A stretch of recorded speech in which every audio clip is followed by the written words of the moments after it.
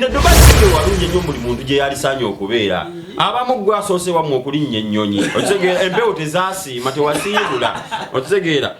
era mwe abamu kubaddayo. Otegeera neffe weetuli enkonge mwetuli. Bino byova Stephen tebituka. Kubanga yajja ano n'asooka natandikira mu faneeke buli kampuni ng'agitabadde. Nga mwaka ki? Aviator avuga ennyonyi. Avuga ennyonyi. Aliko bantu avuga ennyonyi. Owaye buli omu bali ekirooto kye osooka oyita ekirooto kyo. Yeto wala batuyinabo omukulembeze ow'okubiri mukulembeze wa ggwanga naye ekirooto kye era gyasigala yayita president. Badde ku nsonga ya deportation. Omukulu Katsi weebale nnyo. Weebale nnyo. Otambuza jjajjerebu weebale kukwasa abaana baffe naye wabayamba. Kubayamba bakwasa. Katsi abakwasa atya? Katsi yawulira ekigambo ndooza batimbako ennyukuta bbiri. Wali batimba D. D XB deportation. N'abagamba mudduke ennyonyi zaabwe. Abaana baffe babakwata Katsi weebale. Naye kye wabataasa bali Uganda. Abaafuna ebizibu mu deportation tunakuwala nabo naye 223 Katsi tuyambe. Soko onoonyeza ebintu by'oyogera. Bale tuli mu mwaka 2023 tuvudde mu 2022 naye omwaka 2022 gwavayo ne gutuvuga spin okuvuka 2022 ate omwaka ogwo ne gutwerabiza omwaka guli 2020 abasangu batanga 2020 ogwalimu ekirwadde namuzisa naye nga amanya yenze Nyondo Rozet era nga asinzira ku nguto gwa Nyondo Media ne tubeera nga tubaweereza wonna wali era ng'onako olwaleero nze n'abagenyi ab'enjawulo abeemulugunyiza mu guno omwaka bagamba nti omwaka guno eno bannange sikaaki kino kyaganye sikaaki ate wano wali namadala gali masavu. Mbebaza mwenna abakatweyungako era mbebaza mwenna abasubscribinga ku YouTube channel yaffe Nyondo Media era n'abatufollowinga ku mikutu egy'enjawulo gamba nga Facebook, Twitter, Instagram ewamu ne TikTok mukola kyamaanyi nnyo. Sijja kulayo nnyo kasooka atempe akazindalo omwana mulenzi criminal omumenyi w'amateeka wano mu UAE asooka ababuuzeeko naye nga babigakaawo Udi ya mtu laka muddeyo simanya mchira ya mwita mchira nefi tumanti ya mtima 5 star jena omwana yali amutwala speed yabwe guno mwaka mwenyini kutuvuddemu omwaka ogwo yanziza nyo nyini dala abekumize ku mukutu gwa Nyondo Media amanya nedobozi bambita Smart Criminal 256 Uganda ngatuzo okutema ensonga okitegeera omanyi I'm entitled to my words okitegeera ebigambo byange tebabinkubira bamikwano so buli ekimfulumamu kiba kyange oba okitegeera ate sizaayo kigambo kyange so bwe mbanga eggaali ekwambadde mukwano tia eggaali weba ekwambadde tolina kyogenda kuŋŋamba munansonyiire eyo okitegeera amanya neddoboozi mbagambye ndi Smart Criminal 256 yande baddest MC abantegera muntegera mu Dubai tusimbudde DOP wagala tuli amanya gabazala manya mazale gego gali mweza abbreviations DOP ayagala agatemeteme agemalireyo naye nga abalabi baffe mwenna aba Nyondo Media mwebale kutulaba mwebale kuyita mu mwaka omukadde ne mutuka muguno omwaka 2023 alhamdulillah fa abakkiriza tugamba Mungu atusobosezza okuyita mu mwaka omukadde n'atutuusa mu mupya ate katulabe ekigenda okuba mu mupya kuba omukadde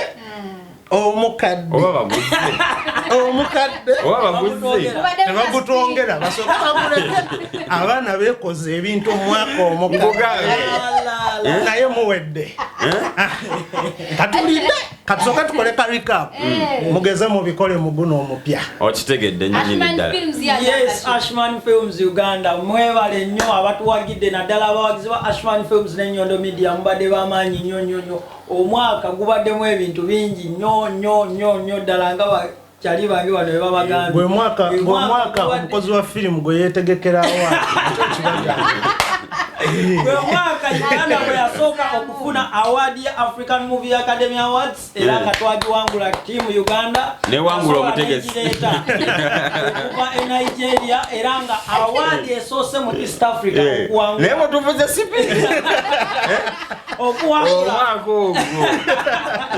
nenga faba jirina nyora kwa tulina abakulembeze babiri mujja kumanya lwaki Uganda ina abakulembeze tutakayo okusatu tutakayo okusatu tukiguse lumu bili abiri mu ebiri tubadde nabo bili abiri mu esatu Aviator tufudde so kana to oyinengeri kale okusonkerezaamu Aviator mukulembeze King ni Jairo so Jairo yawo King ni Jairo baba lokuweweta kiki kyoyagala okwogera tukutandikira mugiya ebintu bingi ebyapeniza omwaka guno mubirabye naye nga n'abatanaweza mwaka mu relationship tubasuubiza nti guno muyinza okwawukana you have no guarantee nti oyo muntu gw'oli naye gwamusooseeko so it's how anything can happen any time okitegeera Burj Khalifa tebagizimbira mu lunaku tebagizimbira mu lunaku lumu neera obolaba nga bayuga tuweyo kabo nga 3 nyanya abagenda okwawukana asooka mugimanyi Bobby Wine ne Babi nga tebasobola abo tebasobola babo bayina empeta yabagatta aba delivery talabati yaleeta otegeera bwoba omanyi nti omuntu wamusanga ku internet nawe nti abasobola omusanga ku internet otegeera so teweeyibala we baba bamujja ku internet nawe omulala basobola omukubbirako ku internet so anything can happen naye nga mwebale kuyita mwaka 2022 gwali muzibu omwaka mwe tulabidde ku batiktokers abava waggulu ne bakkirira wansi otegeera omwaka gutuvuze speed tulabyeko ababadde badoni ng'essaawa eno tasobola dde okulinnya entebe ku kisaawe okitegeera mwe tulabidde abadde beeyita abanene b'eggwanga ng'essaawa eno batambulira ku visa change oba okitegeera ningadde beeyita abanene b'eggwanga okitegeera abamu nga balina mu overstay ate nga kampuni ze bakolera okitegeera ziziteekamu visa abakolera zi company za zi visa tamanyi buwomi wa Emirates side nga tamanyi buwomi wa Emirates side oli ku visa change nate gwanga ba visa oba kitegeera omwaka bwe tulabidde anoonye omulimu agaba emirimu oli mu overstay ogaba visa ate ogaba visa okitegeera banamwe mutuvuga sipi ali mu overstay agaba emirimu tosoka kwekubira actually njagala buli omwaka guno gwo mazima gali nti bingi ebihappenings omwaka gwe I mean obukoso leo biri oba toguvangamu nze bane njaliyo omwaka ogwo twogerako ku nsonga eza gundi deportation abana bali ku detention eyo nayo nsonga nkulu nnyo ekintu kino kyali happeninze ku myaka emera gyonna oba tekibanga guno bwe gusosola mu UAE ekintu ekyo abaludde mu Dubai bagamba sigwe gusoso okubaawo naye ate awo tuba tujja kyaza ku bantu abamu abaludde mu Dubai abajja biri ebiseera nga bakyazimba metro nga bakyakuba pulaani ya Burj Khalifa mwebali muneeno mwebali abaana bemulaba bavuga emmotoka baitha abasinga muli awo mugwirana abaana bavuga benzi wano mu Dubai tomanyi mwaka gwe yayingira Dubai negozze mu mwaka gumu oyagala nawe ovuga benzi abaana bajja bakyakuba pulaani ya gundi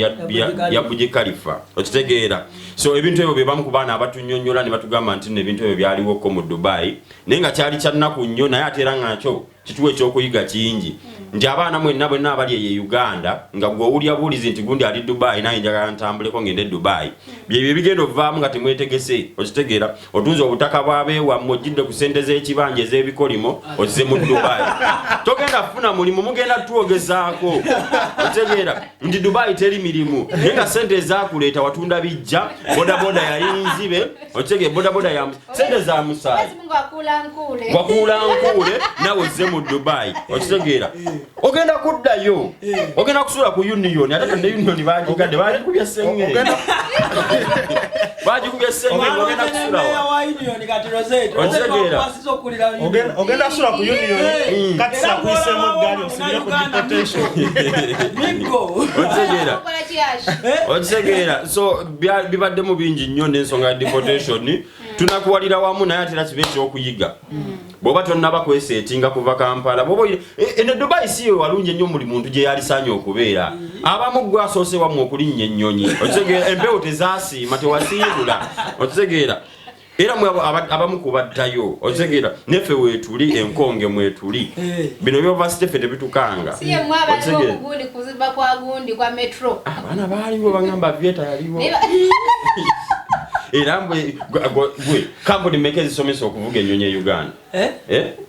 era ino kubanga yajirano naso tandikira mu faneke buli company ngajitabadde nga mwaka ki Aviator avuga ennyonyi avuga ennyonyi aliko bantu avuga ennyonyi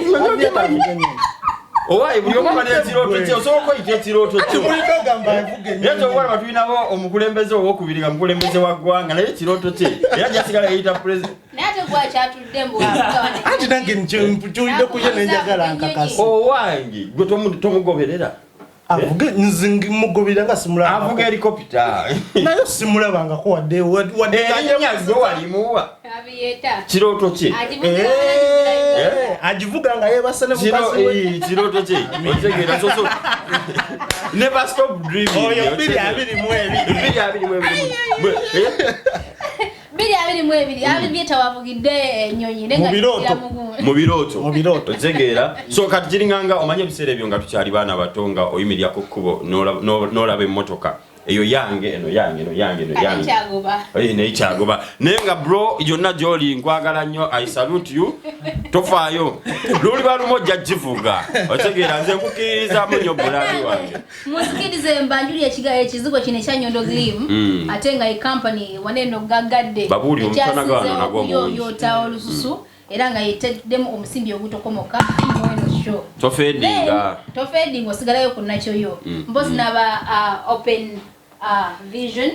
ate nga nabo bali kukola visas ez'enjawulo obala kubebuuzaako ku bintu byonna ebikwatagana ne visas ne katsi naye gyali n'abantu bagibona abaliyo mubebuuzaako basoberanga awo wennyini nenga mujeba awo wennyini wotuuse tubadde ku nsonga ya deportation omukulu katsi webale nnyo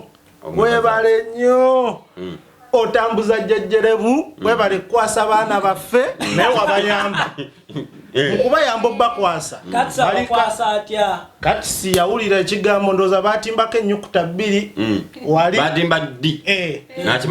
XB deportation nabagamba mudduke ennyonyi zaabwe abaana baffe babakwata katsi webali naye kyewabataasa bali Uganda abafuna ebizibu mu deportation tunakuwala nabo naye 223 katsi tuyambe soko onoonyereza ebintu byoyogera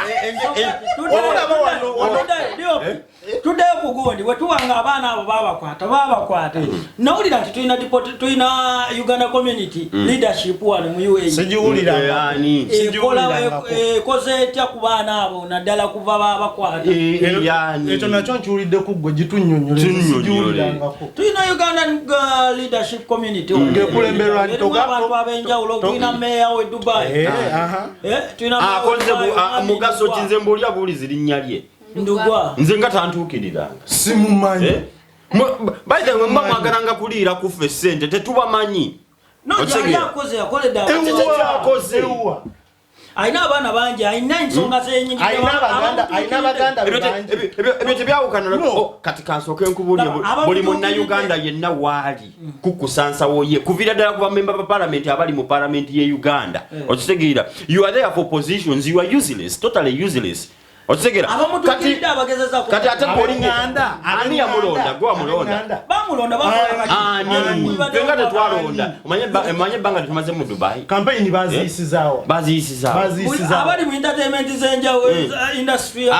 meya wa entertainment meya wa entertainment katwacho ogamba community meya wa entertainment bano banyondo bebalonda bebali kulonda wamanga tuvudawo nga tweyongeddeyo ku bimu kubibadde mu mwaka 2022 tubaddemu ne events ezenjawulo ebivulu by'abayimbi tubaddemu ne bannanga abayimbi mwesalidde okujja mu Dubai omwaka 2 of course omwali ekirwadde kino kya covid kyasibanye ebintu bingi nnyo nti tewali wadde show n'emu yategekebwa mwaka ogwo then ne 2021 tewaliyo bivulu by'amaanyi bibyawo 2022 tebatukiriza promota kyebasola 2022 kino mu mwezi gwe gumu ne batukuba ebivulu 10 Niyo manye ntale ziri mu bategesa agwo bekuba ebikonde bagenda kwetumbira. Omuwala omu omulala ayita ono. Omu na Uganda atambula n'emizenje. we lack unity. Otegera. Kusheno yenyini tugenda bogera aba promoter abagudde. Otegera. Simyenda bogera aba promoter nga bagudde typically. Nenge ekibaga ekibaga mwezi flopinze typically. Lwabuteyagaliza. Unity. Otegera. Ono mutegesi you are under the same industry. Otegera. Mululu gwali mungi byomwa yagala funa osulutege ko. Wowe nabulira ekivulu kya Shiba we kyali waneno ate wali mwabudabi wawe yali akugula we ba. Ngomwenge gwabwe lero nyo. Eyo toli wala. Onako kingi saha be yali akuberi. Waliwo omuyimbi omulala omuna Uganda bayali Nina Rose nenga agenza ase kuyimbira bwerere. Can you imagine entalo bwezito? Tosobola kukwata muyimbi owe Uganda n'oteekayo n'omutegeka nga wabwerere ngeri wali omuyimbi omulala w'okusasula oba kitegeera osentalo nyingi tuli bana Uganda tutambula n'obuze bwaffe ebintu bye mukola emitima gyaffe gibaawo ku lo gwanziro tegwagaliza birangirangi abaya kabaka ate tugenzeeko wa David Rutala ate nga za kumukumu olaba ebimu ku bigendo suula era bannayuganda kati obola abayimbi bettanidde nnyo waneeno but with the time tugenda tuuka waneeno nga teri muyimbi gwe tugenda yingira n'abayimbi be Uganda bennyini beddeko baagala nnyo sente z'amangu okitegedde munna alina ekivvulu okitegera omuwulidde bamulanze Dubai ate bakuletedde diiro nga ya 3 e Dubai on the same day ekintu kino kyakunenyezebwa abantu babiri omutegesi n'omutegesi n'omuyimbi yennyini management ye kiddirayo ddala eri ku mirandira kuva waka obuteyagaliza omanyi music industry ye Uganda ekulidde ku ntalo kuva kwa abasajja abasatu batulaga nti omuntu okustanding olina kuyita mu ntalo otegeera abasajja abasatu abo Bobby Kamili ne Bebe balaga nti you cannot stand on talent alone kyekiba bw'otabaamu na ntalo kati ne kiyingira aba promoter nabo ne bakiteekamu entalo nti ono promoter gundi talina kukwatagana ono waayisenze siyitawo okitegeera nekitambulira ddala kati ogwo omukululo gwe muli mu kuzimba mugenda sigala mukola loss okitegeera naye ng'ate ekintu kiba kyangu nnyo nsupportinga nkusupportinge okitegeera kandeete eno tunangiraako okitegeera tukolere wamu okujjukira bapromota ba Dubai abannayuganda olaba baalema okwegatta ne baone okwegatta okukola ekivvulu ekyali kigenda okumenya record eky'omubanda wa Kabaka His Excellency Bobi Wine ekivvulu ekyo kyali kigenda menya record z'aba Nigeria ebivvulu bye bazze bakola waneeno. It was just a matter of promoter ba Uganda okwegatta ne basobola making sure ekivvulu ekyo kibeerawo because time moment gye kyali kituuseemu kyali kigenda beera very very successful. It was very successful because venue ya soka webanga ticket zaggwawo ng'ate ziri more than capacity ya venue ne basobola ne bakyusa venue basobola ogenda ku venue endala because of the high capacity. These people were willing manyi buses zali nyingi nnyo naye bapromota okudda ebbali abamu ne babakozesa okulemesa ekivvulu ekyo. It was very wrong. Better straightforward. Ne babawo omugaati nina promoter agugwako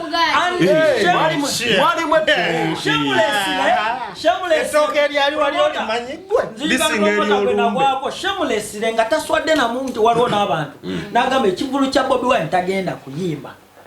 Moreover, omuntu wotekeze nali manyi omuntu bw'olinya ku nnyonyi okyukira n'avaayo n'agamba oba yali mulaguzi ng'alabula tasobola olagulira otya bagambe wali omulema tofunyiza oluga tegeera oba omugege kale gwe gamba gwe n'ovaayo n'ogamba tekijja bbaawo ne kitabaawo industry wala nnyo because twandibadde tukubye yali promota kyoyo abaana baguze emmotoka wano manyi n'emmotoka wano zaalayisa kuba ebyuma za 13,000 naye ng'eriko omukalafa gwa mutwalo okitegeera ng'ovuga bwona oba oteeka mbalaluleka okitegeera twagala ogende mu comment section wansawo obe ng'otubuulira gwe kikyojjukira mu 2022 ku kyabayimbi ekyo kyennyini bapromota simanyi oba be batogera na bayimbi oba bayimbi be batafaayo omuyimbi n'atuuka ne bamukubya 0 horse natuko okuyimba nga takyasobola nayimba ennyimba bbiri abantu basasudde nusu 2 by the way ku nsonga eyo nga tufundikira ensonga y'abayimbi abajja mu UAE mutubaleemu ku magezi omuyimbi najja mutubaleemu ku magezi omwana w'e Dubai mutuuse e Dubai ozze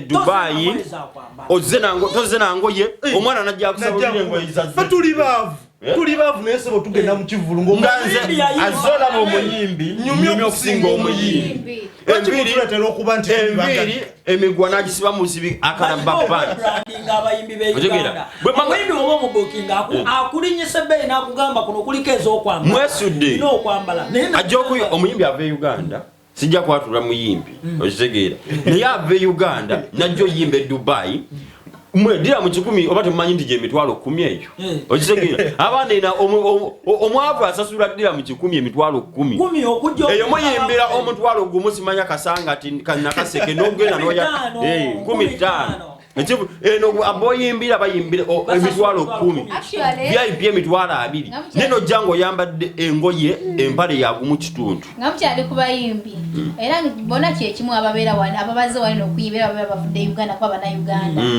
mpuli akaseera kana bebegaka of course bali makuno gwenyini oguwedde ng'abayimbi bo bakyuma okufa ekyo kyebituwadde amateeka omwaka guwadde muwanvu gutukule speed tetusobola bimalayo bannaye betwalabidde musobola otujjukiza wansi mu comment gwe nawe kiki ekisinza okukolera omwaka 2022 ayina engeri gyakuvuzeemu speed naye akatundu akasooka mukkirize kakomaawo tugende mu katundu akokubiri kuba kasooka naffe katunywa ku byokunywa byokunywa olw'amazzi tumulangu babakama baffe tugende mu kitundu ekyokubiri twesige kazigo ka Nyondo Girimu okitegedde. Okay, hello guys, this is Case Africa. Ngawa mumanyi TikTok Case Africa, searching Case Africa oba mufunye. Kakati olwairo nzobba abafanzi bange bonna mbagaliza nganze weneyagaliza nti mulabe ngeri gyenyiriramu kakati ngawe munda wenyirira tulinawo ekizigo kino Nyondo Glim tulina ekizigo ekikukwasaganya ka skin ko ne kasigala ngawe kali mu abalenzi batano bange kizigo tekyerusa bamikwano tulina ekizigo ekikwata ka skin ne kabera nga kali kiriya bulungi nnyo nga akange mukwano yagala nsoke nkusembera okalabe bulungi keko kyekino ekizigo ekikakolako ka skin ne kabera nga tekakola ki tekalina buzibu bwonna tekeruse tolina sports zonna tuzijyemu ate ne tubeera nga tulinawo n'ekizigo ekirala wano oba oyagala okulighteninga mu girls munfuna girls bange oba oyagala lighteninga mu katini skin yo sigadde ku skin yo naye nga lighteninze mu katini ke kano ka Nyondo Glim oba okafuna bulungi tukakutuusako wonna wooli oba oli Abu Dhabi anywhere in UAE tuba tukakutuusako kuba bukubi ku namba yaffe neriko bamugira abandooza mujja gizuminga nawe nga mugifuna byo bembagaliza olunaku olwaleero Nyondo Glim kyekizigo kyolina okukozesa ekyo ng'okivuddeko tulinawo kawigi buwigi bwonna bweyagala bu afro bwani bwonna bukinki musobola obulabako ndowooza wano kabasembereze kawigi babere nga bakalaba zipackages zonna ekizigo kyonna kyemwagala tukibaleetedde era kiri packed woyagalira nga tukikutuusaako wonna wooli mu UAE aba nfuna Case Africa, I sign out.